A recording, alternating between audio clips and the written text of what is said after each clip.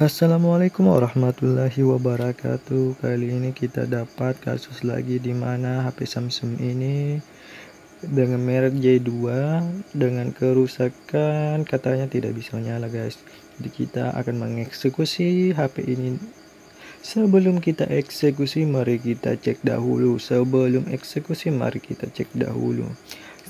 Yang kita lakukan ada pengecekan baterai pengisian. Ternyata di indikator pengisian itu bahwasanya baterai bisa mengisi kembali, tetapi dengan keadaan HP tidak bisa nyala. Kita lihat dari beberapa HP ini mengindikasikan bahwasanya baterainya sudah tidak bisa digunakan lagi karena ada pembengkakan dan bisa mengakibatkan kerusakan pada backdoor maupun LCD lainnya. Jadi harus digantikan. Tetapi kita nggak harus fokus ke sana karena HP ini tidak bisa hidup. Ada kemungkinan korslet di bagian power atau putus jalur. Nanti kita akan eksekusi melihat jalur yang ada.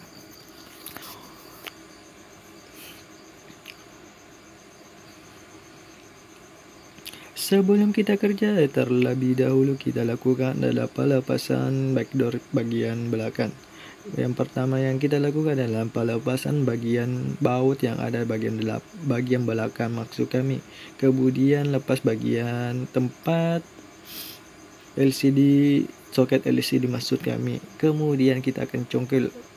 Perhatikan guys, jangan terlalu buru-buru dalam pengcongkel karena akan merusak. Ada kemungkinan kerusakan bagian LCD maupun backdoor. Lumayan kalau backdoor rusak tidak apa-apa karena murah guys. Jadi yang ditakutkan adalah LCD pecah. Jadi kenapa pembongkaran HP ini mahal? Karena pengerjaan itu sangat berisiko bagian pada LCD-nya nanti akan kerusakan tambahan lainnya. Pada saat pelepasan kita harus perhatikan sedikit demi sedikit bagian yang harus kita lepas. Jangan terlalu terburu-buru, santai dan rileks karena akan mengakibatkan kerusakan yang tambah parah guys. Kita akan congkel demi sedikit dengan menggunakan kuku yang ada, kemudian dibantu dengan pinset untuk casing yang masuk kami yang tersangkut itu. Jadi kita harus berhati-hati guys dalam pelepasan kali ini. Jangan terburu-buru, santai dan rileks.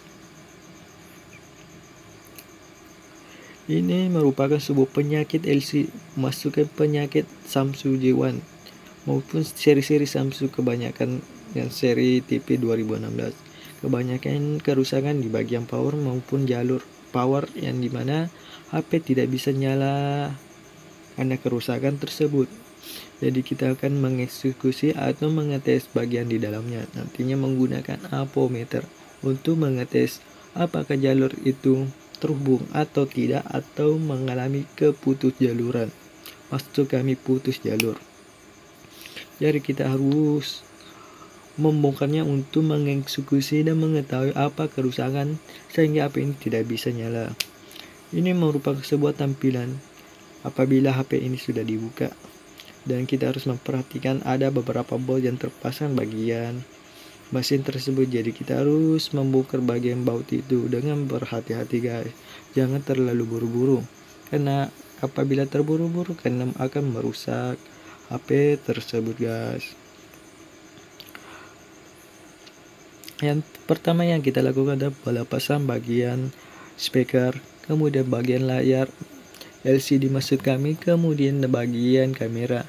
Jadi kita harus membongkar semuanya untuk mengurangi risiko tambahan yang lainnya. Perhatikan dalam pembongkaran karena ada baut yang di bagian bawah, karena banyak yang tidak mengetahui atau memperhatikan itu sehingga apa yang terjadi, mesin HP patah guys. Jadi kita harus perhatikan dan teliti dalam pembongkaran kali ini.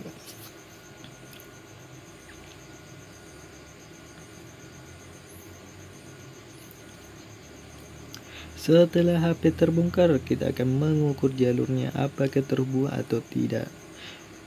Ketika kita mendapatkan kerusakan itu, maka kita akan melakukan pengeksekusian di mana pelepasan soket maksud kami power, tombol power yang ada bagian terpasang di bagian motherboard HP tersebut. Ini merupakan cara pelepasan dengan baik. Didapatkan HP ini bahwasanya HP ini rusak, sudah dibongkar oleh user lainnya, terus masuk kami teknisi lainnya. Jadi kita tidak terlalu berisiko untuk membongkarnya guys. Jadi kita harus membersihkan semua hasil timah yang menempel dari tersebut bawahannya, sehingga pada saat penyoleran pemasangan pengganti tersebut lebih baik, lebih gampang dan tidak terlalu berisiko. Yang didapatkan dalam HP ini mengindikasikan bahwasanya tombol power sudah dilepas guys, atau tombol powernya sudah lepas, jadi kita tidak terlalu berisiko melepaskannya. Dan bagian tombol volumenya juga sudah hilang guys, jadi kita mengeksekusi tinggal penggantian saja. Jadi kita akan membersihkan dengan menggunakan timah baru guys. Jadi kita harus membersihkan semua sisa-sisa bagian masuk kami, sisa-sisa timah guys. Kita gantikan timah baru agar gampang dalam pelepasan kali ini.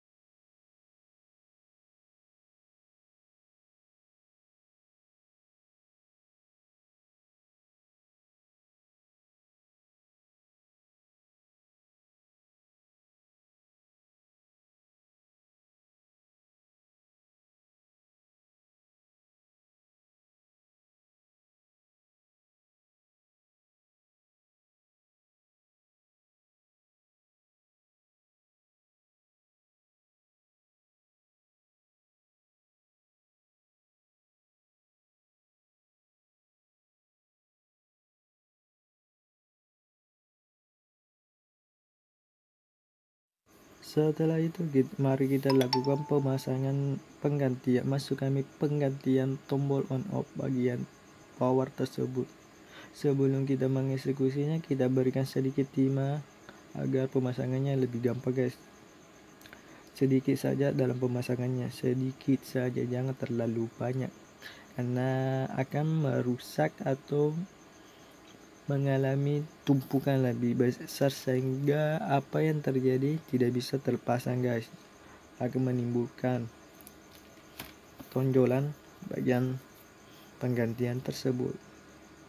Setelah kita harus menutup bagian CPU maupun bagian jar lainnya agar terhindar kerusakan tambahan lain. Jadi kita akan cuma fokus bagian tombol saja guys.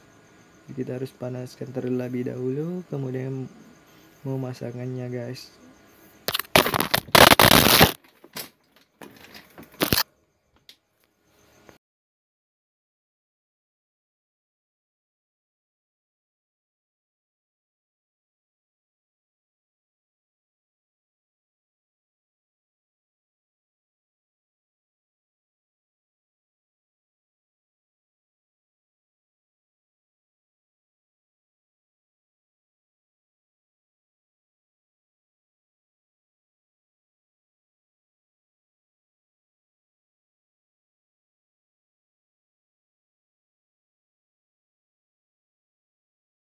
Ini sedikit cara pemasangan, jadi harus memperhatikan terlebih dahulu.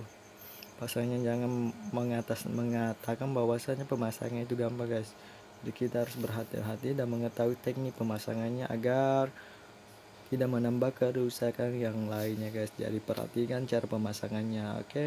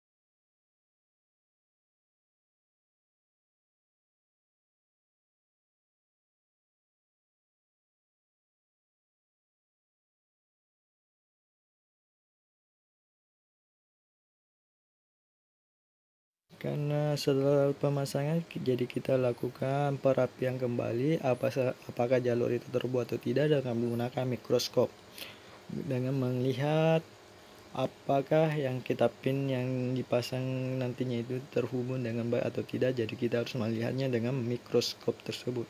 Ketika mikroskop ketika tombol itu tidak terpasang dengan baik, maka akan kelihatan lebih jelas dengan menggunakan mikroskop tersebut. Jadi kita harus menggunakan alat tambahan sebagai alat untuk menganalisa atau sebagai alat untuk memasang lebih baik.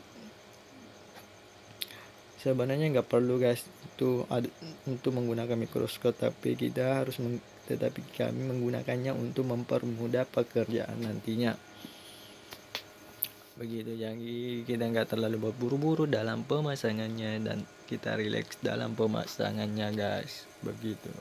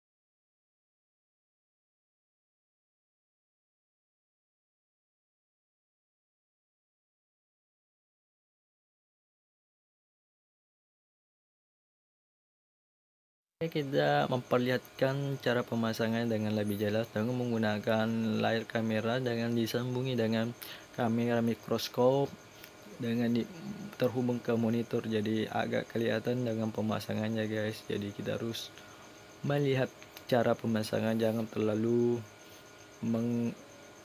mencoba dengan tanpa mengetahui teknik dalam pemasangannya guys. Jadi pasang dengan baik dan rapi begitu guys. Mungkin dari itu kami akan mereview hasilnya nantinya, apakah pemasangannya berhasil atau tidak. Nanti akan tes di akhir video kali ini.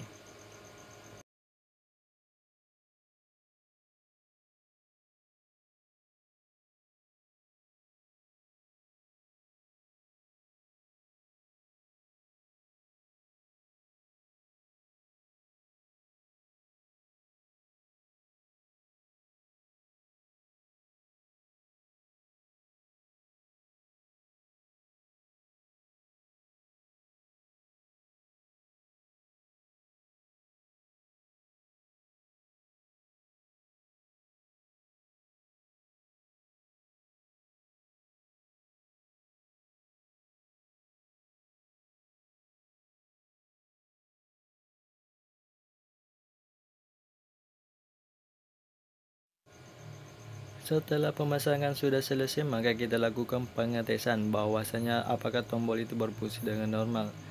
Kita kelihatan dari tampilan ini mengatakan bahwa pengisian masuk, kemudian kita katakan tombol power, apakah HP-nya nyala atau tidak. Ternyata dalam video kali ini mengindikasi bahwasanya HP bisa hidup kembali dan mengindikasikan bahwasanya pemasangan benar dan berhasil, dan bisa kita jadikan down, bisa dikatakan down kembali dan mencetak nota pengerjaan hari kali ini. Terima kasih guys. Wabillahi taufiq wal hidayah. Wassalamualaikum warahmatullahi wabarakatuh.